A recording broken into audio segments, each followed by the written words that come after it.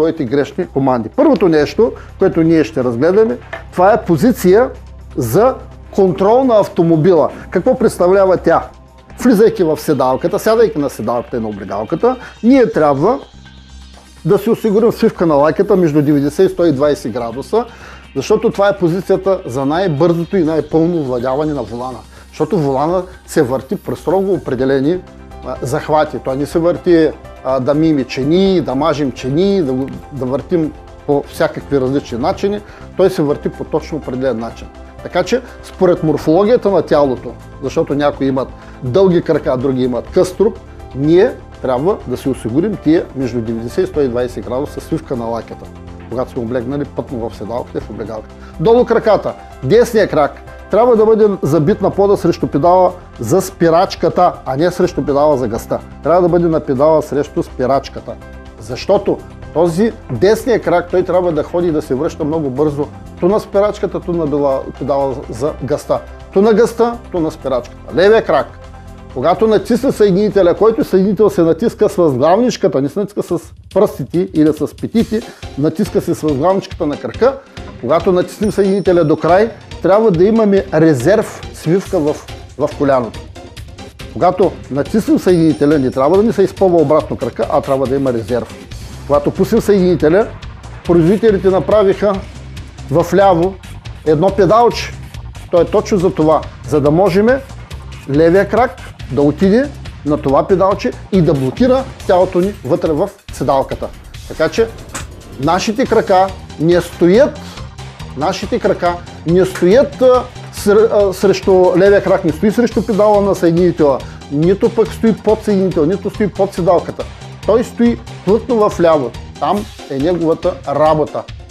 С волана се работи по точно определен начин, с точно определени захвати. Волана никога не се бута. Когато видите някой автомобилен пилот или видите някой, че бута волана, това означава, че той не е обучен и не е професионалист. Значи, волана винаги се изтегля. Работи с реципрочни движения. Каквото направим за десния завой с дясната ръка, това същото го връщаме реципрочно с лявата ръка.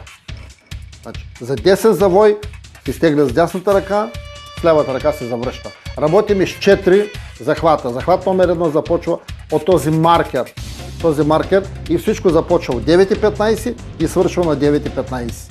Значи, този маркер хващаме и изтегляме и правим захват номер 1. С реципрочно движение от спицата завръщаме волана. Захват номер 2 започва от тук, от 9 часа. Изтегляме и отиваме до 15 часа. С реципрочно движение, това е за завой около 70-90 градуса.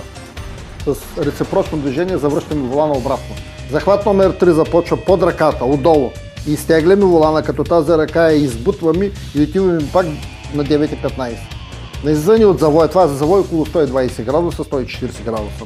На излизане от завоя завръщаме обратно с лявата ръка. Захват номер 4, то е за обратни завои, кърфици. Изтегляме до 9,15, нали, за десен завой става въпрос. Трябва да преместим ръката и да прихваним, но докато местим ръката, волана се върти постоянно без тласъци, добутваме малко и пак прихващаме с дясната ръка. В средата на завоя отново сме на 9,15, с реципрочно движение, на излизане от завоя завръщаме волана обратно. Каква е идеята, каква е презумпцията на тези захвати? Примерно захват номер 3, ето го. Изтеглям за завой около 120 градуса. Изтеглям волана. Вътре в завоя отново съм на 9,15. Имам възможността, ако имам препятствие, паднало дете с колело, жена с количка се движи и няма тротуар, тя е на пътно платно. Аз имам възможността да избегна и да заобиколя. Толкова много мога да избегна, че мога почти да върна колата наобратно. Но инстинкта ми на ръцете ще ме остави и ще ме върне отново на пътя. Значи аз бягам препятствието и отново се връщам. Ако аз почна да бягам така, никога няма да се върна на пътя. Или през таван, или в канавката, или ще стане катастрофа. Така че презумпцията на тези захвати е в средата на завоя ние да сме отново на 9,15, за да можем да контролираме автомобила, да заобиколим препятствие или случайно, ако колата е с задно предаване и сме подали малко повече газ, да можем да изконтрираме тази кола, така че да не се завърти около собствената ос. И другото важно нещо, другата презумпция, че на излизане от завоя гумите винаги ще са направо. Това е презумпцията на тези 4 захвата на Павел Жеков. Така, другото важно нещо е, когато ние правим захватите, че винаги, ето захват номер 4, на излизане от завоя, думите винаги са направо. 1000 пъти да го направя, по един и същи начин маркера си идва направо. Това са големите предимства на тези захвати.